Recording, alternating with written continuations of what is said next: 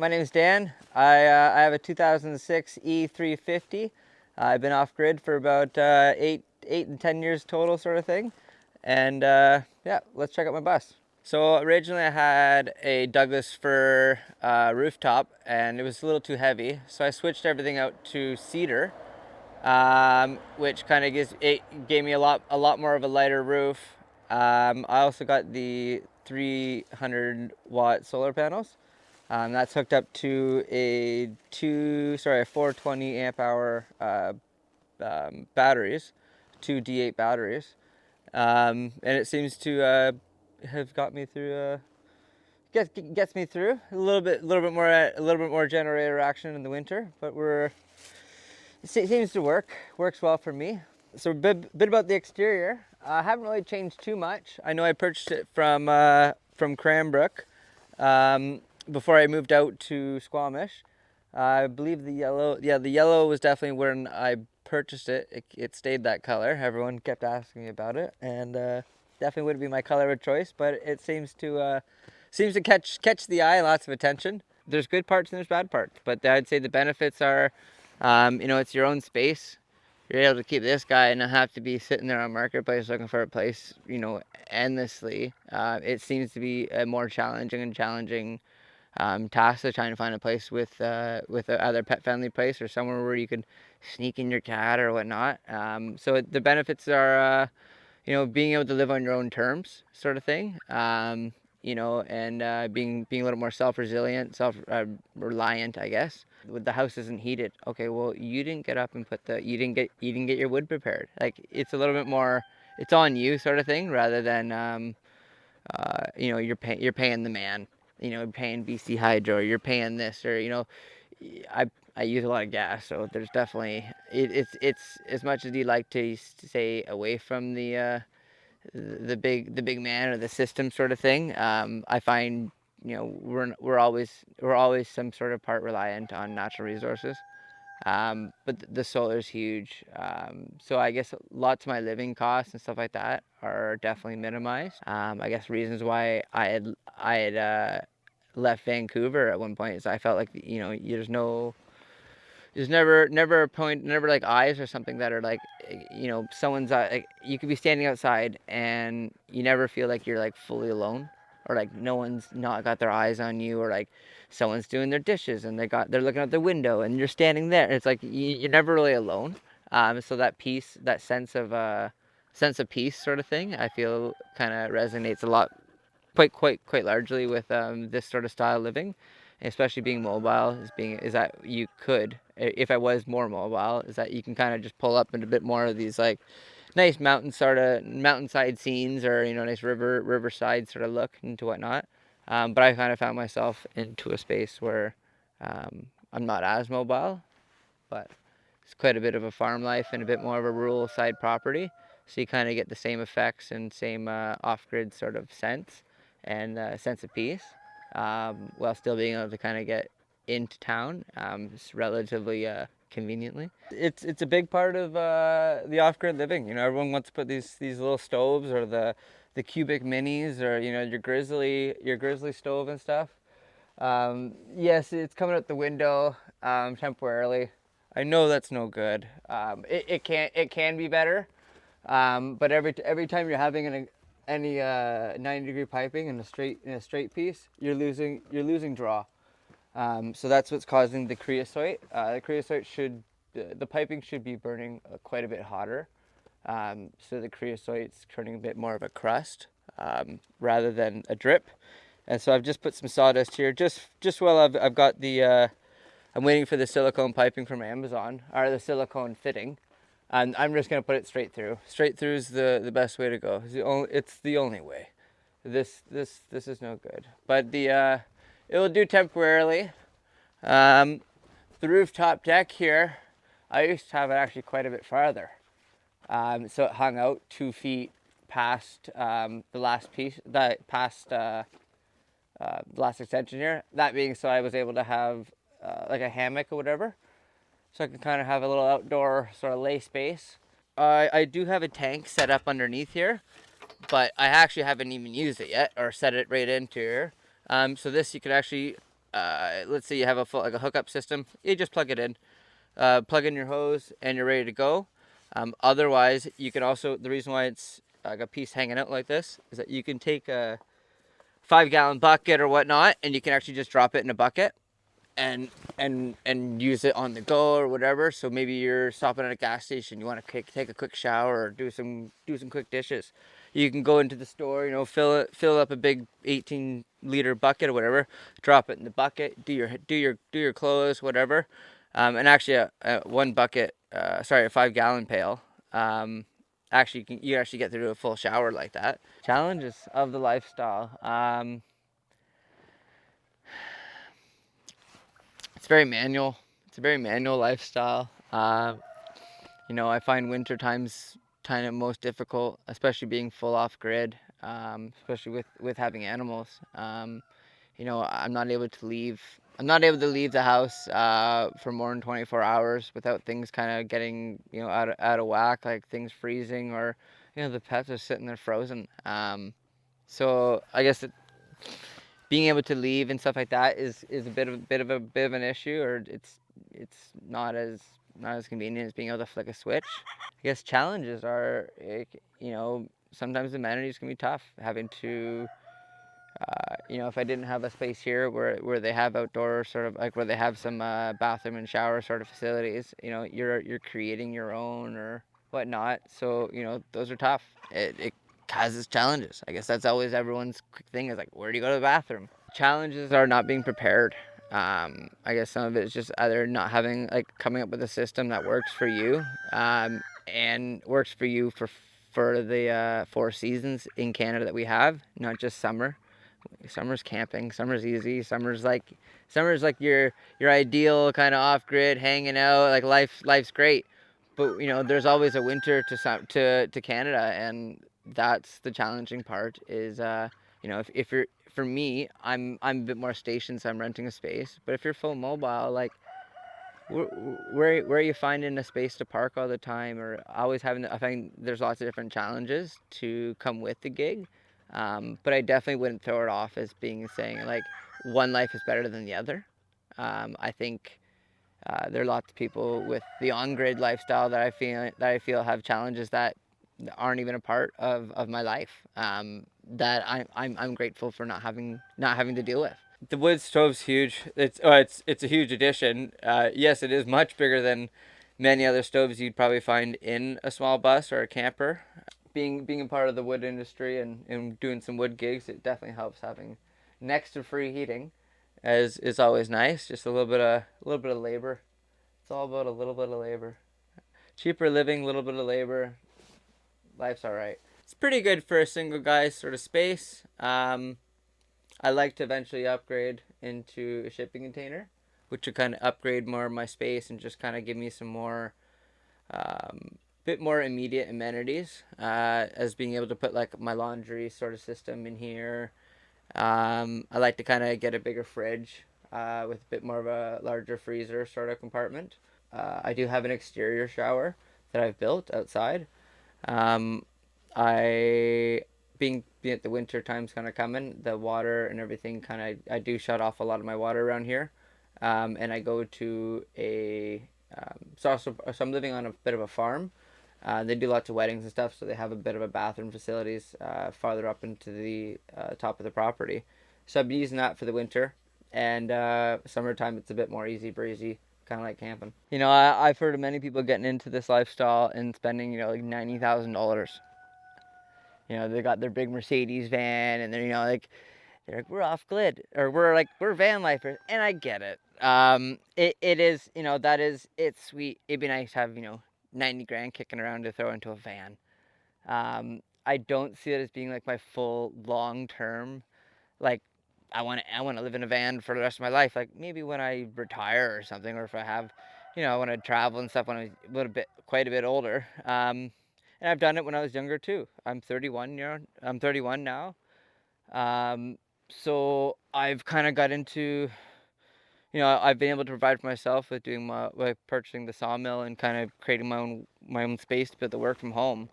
But you can do it relatively I wouldn't say on a cheaper budget.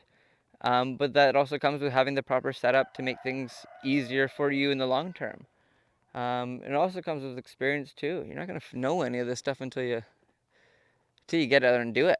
Um, so there are some challenges with the like in the money part. Like my solar panels were about $1,000. The bus was about I got it for about 47.50 sort of thing.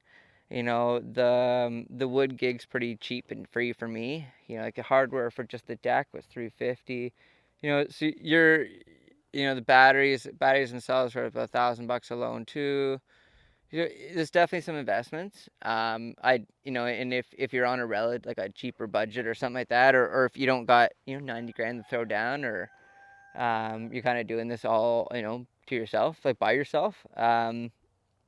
Definitely go into it in the summer. That's for sure. Where a lot of your costs and things like that won't affect you until the winter.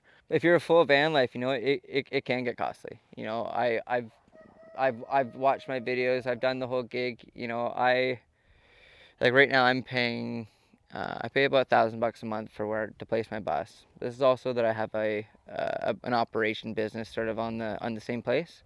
Um, I'm over a grand, and I feel like I'm like 500-600 bucks in gas. And no, I'm well over a grand in gas per month. And that's just I run generators and forklifts and sawmills and chainsaws and all that too. And so the off-grid lifestyle, I guess, it's challenging. Boy, Rupert, he's about 4 now. I got him out in the Kootenays. He's getting super thick. Hey, buddy. Yeah. Say hello. So this is a bit more of my system here. So this just kind of shuts on my on and my off light there. It also shuts off power to my 12 volt. So what's nice about this, it's basically the system, the off-grid system. Right now I'm charging at 1.3 amps. I've got an output load of 0.01 of an amp. So that's probably just this 12 volt sort of gig. So those are the amp hours. So at the moment I do actually only have a 210 amp hour battery, which is kind of why you're seeing a bit more of a lower amp hour output there. Sort of a shelving sort of unit. This is kind of my food storage, and be able to. I still got to make another drawer here, and then being that I have a heater, sorry, sort of the bus heater here. I just gonna put like a drop down drawer just so I can use some storage. The hardest part is building a space that you're living in as well. So it's kind of the bigger challenges. So yeah, this used to be the shower. So that's where this is here. I might actually move this over for the winter, and then when I can do my laundry and stuff, I'm looking at getting a small little apartment sized dryer. But in the meantime, I might put the copper piping just over there, just to be able to dry out underwear, socks, maybe a shirt or two for a date.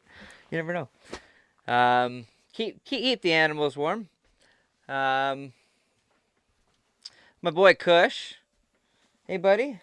I've had him for 13 years. I found him out in the forest in Fernie actually, and he had a big patch ripped out of him. So he was screaming and yelling, just asked me to help him out. Oh, there I did. Came by and helped him out. I got the TV, PS4. We're rocking around Amazon Prime, Netflix. We're doing everything normal at night, as you would. Got a printer here I use for work. Just being able to print out stencils and business advertisements and things like that. Some of the smaller things I do, in my little workspace, and just it help it helps having to just kind of have some tips and tricks and sort of fun stuff to be able to put some custom pieces into your space. I feel like I actually learned quite a bit about myself. Actually, I feel like living this way has changed who I've become a lot. Um, Being able to be self-resourceful and self-reliant for your home and your heating and stuff like that, I feel has resonated with some of the ways of my living and the way I choose to live my life, and even just the way I orchestrate some of my friends and stuff like that. I don't know. I've just become just honest, fair. I feel like this is being able to rely on yourself to make things sure things are done, and just kind of have that peaceful space where you're not so cluttered in like a neighborhood where there's always something going on, party this and this guy's having a birthday and this and that. It's like, I don't know, it's a good life. I'd say I there's times where I want to get away from it, and then there's times where I go, nah, I'm good just where I am. Now we're at the back of the bus here. This is the door, which also says live live well, laugh often, love always.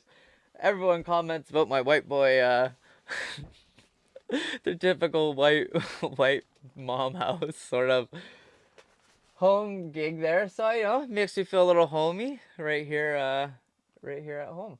So I'm in a spot right now. Actually, I don't have. There's not really much service. I used to go with Bell, and now I'm at. Sorry, I had to switch over to Rogers. I'm using Starlink. Starlink's kind of the only way I'm able to actually have service out here. So that gives me full power internet service. I can watch my TV, set up my security camera. My system is just it's a safe system. I can check on the animals and stuff while I'm gone. And it also gives me little alerts and stuff. A Murphy bed. A Murphy bed would be pretty sweet. Even looking at just getting the materials and building one myself, I think that would minimize. It would give me some more space and minimize. It would minimize the space taken up and give me more room for things that are more needed. And yeah, pretty simple going. Pretty simple place. We're chilling, laughing, loving. So everyone thinks it's weird. Everyone asks why is a cat on a leash? I never used to be that guy. I lost a cat about 2 years ago now. It was actually October 21st. Is when I lost him. Um, so I put him on a lead. He's a runner. He's super adventurous and whatnot. And I can't lose another one. So he's on a leash. He hangs out. He goes to Home Depot. He goes to Home Hardware. He goes to the pet shops. He gets special treats. He gets a lot more things, and it's very equal than my other cat's 13 years old, free roam, sort of everything. But he doesn't leave the property. I found him out in the forest where he had a big chunk of hair ripped out of him. So I came and saved him, and the guy is like, you feed me, I'm home. I catch mice around the property. Life's good. I'm pretty easy going. This here is my baby. This is my sawmill. This is kind of where the passion kind of start. Well, I started out working out for another guy with a similar sort of setup like this. I just was the other guy on the other side of the mill doing the scraping. Now I'm the operator. What's nice about this is that it wasn't even a job for me. I fell in love with it. It's because this is my passion. It's my dream. Was to kind of have my own sawmill, and with COVID and everything kind of happened, I bucked it down, and I saved up everything I could. I got into fallen trees residentially out in the Kootenays, and just trying to make a little bit more money quicker, faster to purchase this little baby. So it's cool. It's a cool unit. It helps for some of my cool little ideas and projects, and really anything you can kind of think of doing. What's nice is that it's also portable. So eventually I'd like to kind of have the truck, my shipping container, and this behind it, and just do like a little mobile trip around BC and just use this to kind of keep putting cash in my pocket.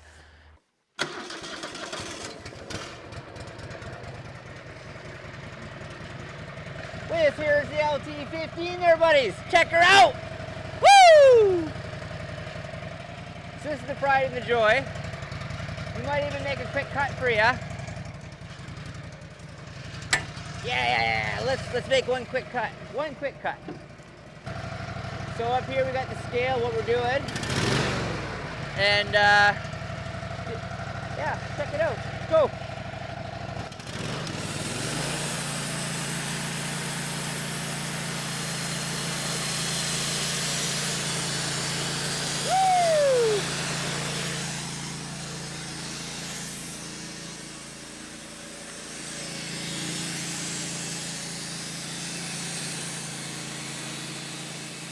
My life, that's something I fell in love with quite a few years ago. It's nice to be able to make your own space. I like to actually build my own home one day. So yeah, like the shipping container, that's the start. Eventually, next I'd like to kind of get into my own property. Everything one step, a few bites at a time, and one foot in front of the other. And eventually, we'll get there. Just keep on working hard. So I built this thing the other day. It's still in the progress of making. Basically, my space got a little bit smaller, so I kind of got to get a little more creative. Hey, nothing wrong with that. So come on in here. I just did so it's just got a bit of a roof over top, and I'm just kind of getting all organized and sorted out here. But this gives me a space to kind of do some more smaller wood projects. For example, here I'm actually just working on this one, and this is just like a carved out skull, just been like epoxy kind of filled. Just using for like small little charcuterie boards or whatnot. Like an older one, I gotta fix that. I put I put a hot plate on there which cracked it. So I've got to resurface it. Just some small projects and stuff like that to keep it busy. You also got the barbecue over there. You want to eat too. We got to get hungry. And yeah, so I used to have a bit of a shower here, bit of an outdoor sort of unit.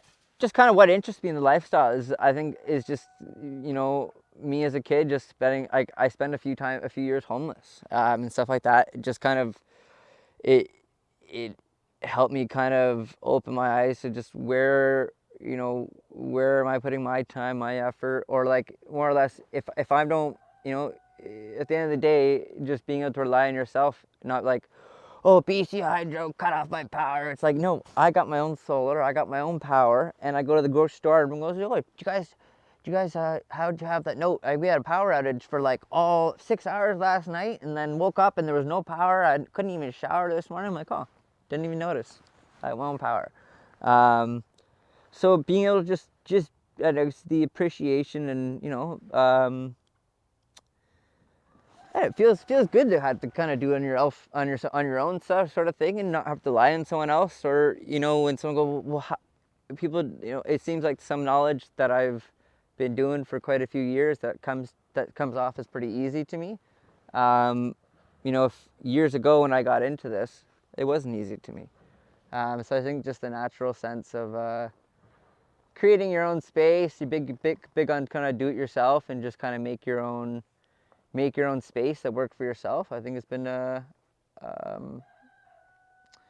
huge kind of attraction to me to kind of get into this lifestyle for sure. Spend a year like looking up, just looking at different systems and different videos and different people's lives, and just like everyone's always thought the lifestyle, the van life we're living, we're hanging on top of the beach and we're having good times and having a few drinks and life's great, and we're just waking up on with the doors open to a nice long Lake Louise and the crystal blue fucking, like, it's not always like that. And I think that's what a lot of people get so sold on. I think there is that, yes, 100%. But I think there's a lot more. Like, there's the goods and the bads, and I feel like a lot of the videos only show the good, where there's things to think about. And I think that's also where I feel like you won't know or you won't learn these things until you kind of get in there and do it yourself. I think learning firsthand is kind of the best way to get into the lifestyle and kind of see if it's for you. So follow my journey here. Actually, it's just a lot of my life. Actually, I do have a Facebook page, and it's Adventure Man Dan Sawmill and Lumber, and it's kind of the updates of my life. Wood's kind of my passion. It's taken over my life, sort of deal, for the better. And it's just got my journeys, my the goods, the bads, the things for sale, it's me on my heart on my sleeve sort of deal. So yeah, I'd say the sawmilling page over on Facebook there is definitely where you can reach out and check out my space. Thanks for watching, and if you enjoyed this video, please share it with a friend. Also, if you want to watch more alternative dwellings, we got a playlist popping up right here, and we release new episodes every single Sunday, so consider subscribing.